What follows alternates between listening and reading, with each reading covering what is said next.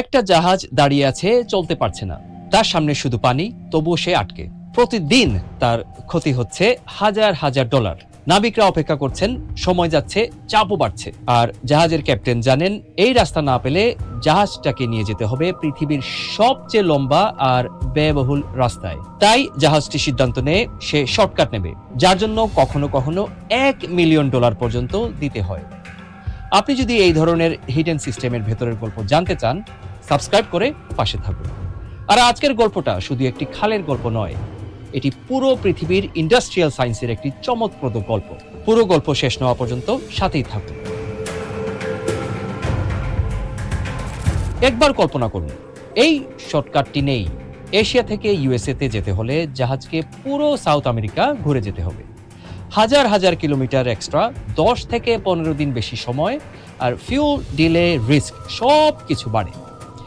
এই রুট শুধু লম্বাই নয়, এটি অনিশ্চিত। ঝড়, বিক্ষুব্ধ সাগর, যান্ত্রিক গোলযোগ, নাবিকদের স্বাস্থ্য ঝুঁকি, সবকিছুই বেশি। এটি শুধু ঝুঁকিপূর্ণ সমুদ্র যাত্রা নয়, এটি একটি স্লোয়ার ওয়ার্ল্ড।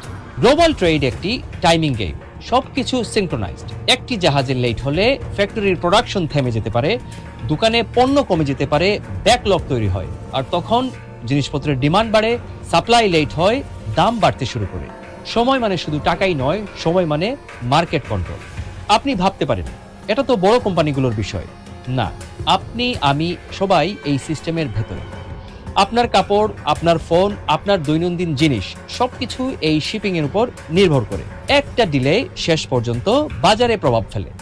মানে সহজভাবে বললে, এই রাস্তায় সমস্যা হলে বাজারে চাপ পড়ে। এখন প্রশ্ন, এই খালটা আসলো কোথা থেকে? প্রথমে চেষ্টা করেছিল ফ্রান্স। 1800 সালের শেষ দিকে সুয়েজ ক্যানেলের সাফল্য দেখে একইভাবে পানামাতেও বানাতে চেয়েছিল। কিন্তু পানামা আলাদা, ঘন জঙ্গল, পাহাড়, deadly disease, malaria, yellow fever, সব। হাজার হাজার শ্রমিক মারা যায়, প্রজেক্ট থেমে যায়, ফ্রান্স শেষমেশ ব্যর্থ হয়। তারপর আসে আমেরিকা। তারা বুঝেছিল এটি শুধু একটি খাল নয়, এটা শর্টকাট নয়, এটা গ্লোবাল ট্রেডের একটি কন্ট্রোল পয়েন্ট। কিন্তু একটা বাধা ছিল, পানামা তখন কলম্বিয়ার অংশ। তাই ইউএসএ পানামার স্বাধীনতার লড়াইকে সমর্থন দেয়। পানামা আলাদা দেশ হয়ে যায়। তারপর শুরু হয় এমন একটা কাজ যেটা সেই সময়ের জন্য প্রায় অসম্ভব মনে হতো। ভাবুন, একটি জাহাজকে সমুদ্র পৃষ্ঠ থেকে তুলে আবার নামিয়ে দেয়া হচ্ছে, কিন্তু কোন ধরনের ক্রেন দিয়ে নয়। পানামা ক্যানেলের সবচেয়ে বড় রহস্য এর লকিং সিস্টেম। এই সিস্টেমে কি হয়, বিশাল পানির চেম্বার, জাহাজ ঢুকেই চেম্বারে পানি ঢুকিয়ে ধীরে ধীরে তাকে উপরে তোলা হয়, তারপর আবার অন্য পাশে নামিয়ে দেয়া হয়। মানে ব্যাপারটা দাঁড়াচ্ছে, জাহাজ নিজে নিজে চলেই একটা ওয়াটার এলিভেটরে উঠে যায়। এটি শুধু ইঞ্জিনিয়ারিং না, এটা pure industrial science in action. কিন্তু এটুকুই নয়, পানামার সবচেয়ে বড় শত্রু ছিল মানুষ নয়, প্রকৃতি। ম্যালেরিয়া, ইয়েলো ফিভার, হাজার হাজার মানুষ মারা যাচ্ছিল। তারপর mosquito control, sanitation system, medical breakthrough, সবকিছু ইউএসএ ওইখানে কাজে লাগিয়েছে। প্রথমবারের মতো একটা ম্যাসিভ ইঞ্জিনিয়ারিং প্রজেক্ট ডিজিজ কন্ট্রোলের সাথে ইন্টিগ্রেট করা হয়। মানে শুধু মাটি কেটে খাল বানানো নয়, এটি সায়েন্স, ইঞ্জিনিয়ারিং আর হিউম্যান ডিটারমিনেশনের একটি কম্বিনেশন। আর সেই কারণেই আজও এটাকে বলা হয় মডার্ন ইন্ডাস্ট্রিয়াল হিস্টোরির সবচেয়ে বড় বিস্ময়গুলোর একটি। সেই সময় থেকেই এই পানামা ক্যানেল শুধু একটি খাল নয়, এটি পাওয়ার, একটি সরু পথ যেটি পুরো পৃথিবীর গতি ঠিক করে দেয়। আজ পানামা ক্যানেল একটি অত্যন্ত নিয়ন্ত্রিত সিস্টেম, কিন্তু এটি ফ্রি রুট নয়। লিমিটেড স্লট থাকবে, শিডিউলিং করা লাগে এবং প্রায়োরিটি অ্যাক্সেসের মাধ্যমে জাহাজ চলাচল করে। কিছু সময় জাহাজগুলো স্লট পাওয়ার জন্য এক্সট্রা টাকা দেয়, যা কখনো কখনো $1 মিলিয়ন পর্যন্ত পৌঁছায়। কারণ এখানে আপনি শুধু একটি পানির রাস্তাই ব্যবহার করছেন না, আপনি সময় কিনছেন। আর গ্লোবাল ট্রেডে সময় মানেই অ্যাডভান্টেজ। কিন্তু সব সিস্টেমই পারফেক্ট নয়।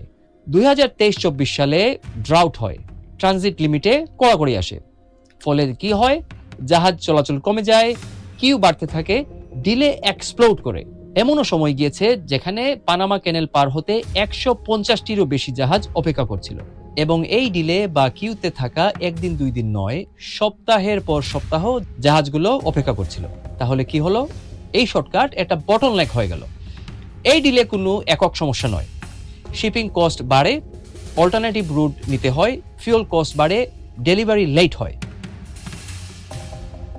কিছু জাহাজ বাধ্য হয়ে পুরো সাউথ আমেরিকা ঘুরে গিয়েছে, মানে সিস্টেম ফল ব্যাক করে ওয়ার্স্ট কেস মোডে চলে যায়।